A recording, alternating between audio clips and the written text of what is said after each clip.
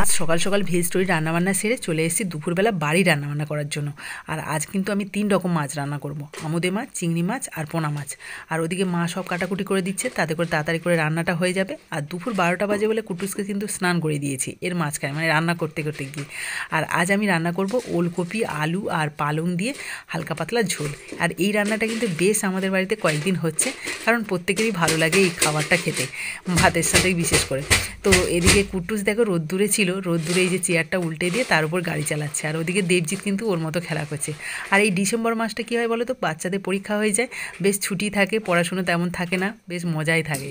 তো এই দেখো তরকারিটা কষে নিয়ে তার মধ্যে আমি চিংড়ি মাছ আর পোনা মাছ দিয়ে দিচ্ছি। মানে ভাবতে পারছো নোনা মাছ আর মিষ্টি মাছ দুটো একসাথে রান্না হচ্ছে।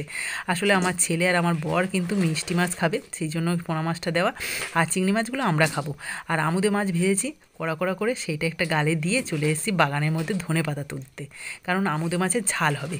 আর এই ঝালটা কিভাবে বানাই সেটা কিন্তু তোমাদের সাথে শেয়ার করব। আর দেখো কুট্টুস কয়েকটা ওলকপির পাতা নিয়ে সেটা দেখাচ্ছে, আমি তোমাদের দেখাচ্ছি ধনে পাতাটা কতটা তুলেছি, সেটাও আমার সাথে দেখালো। আর এদিকে দেখো জিরে বাটা হয়ে গেছে, আর জিরে বেটে আর এর মধ্যে দিয়ে দিয়েছি, মানে ঝোল, মাছের ঝোলের মধ্যে। আর এই হালকা পাতলা একদম ঝোল বানিয়েছি, বেশ ভালো কিন্তু এটা খেতে।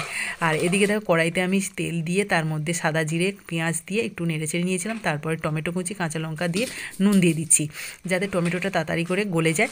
আর এটা কিন্তু মানে ভালো লাগবে খেতে আশা করি, কারণ নুনটা টমেটোর মধ্যে মানে দিলে বেশ তাড়াতাড়ি নরমও হয়ে যায়।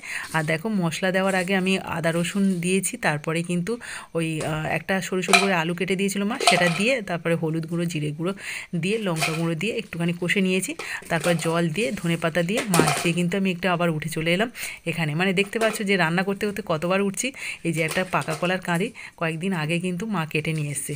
আসলে গাছে পেকে কতগুলো পাখি যে খেয়েছে তার ঠিক ঠিকানা নেই, মানে অর্ধেকটাই খেয়ে নিয়েছে রীতিমতো। আমরা সব সময় যাচ্ছি পাশ দিয়ে, অথচ চোখেই পড়ে না। মাও বলছে যে আমিও দেখেছি কিন্তু অতটা চোখে পড়েনি কোনোদিন। তো মা তারপরে খুঁজে মানে কয়েকদিন পরেই গিয়ে দেখতে পেলো যে অর্ধেকটা পাখি খেয়ে নিয়েছে।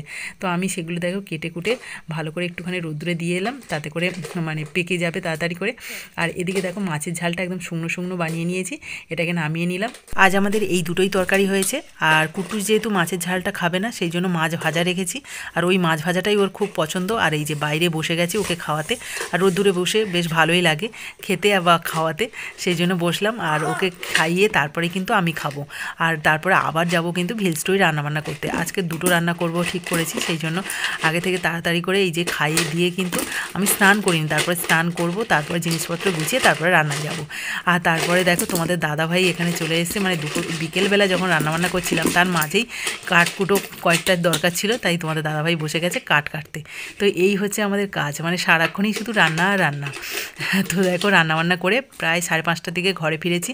আর ঘরে ফিরেই এত ক্লান্ত লাগছিল, কিন্তু তবুও মুখে হাসি রেখেছি। আর তোমাদের দাদাভাই এই যে গ্লাস আমাকে জল দিচ্ছে, কারণ সারাদিনটা না এদিক ওদিক করে করে জল খাওয়াই ঠিকঠাক হয় না, বিশেষ করে শীতের সময় দেখবে এটা কিন্তু খুবই চাপের হয়। তা কুট্টুসও জল খাচ্ছে, মানে সবাইকে জল খাওয়াচ্ছে বলতে গেলে তোমাদের দাদাভাই।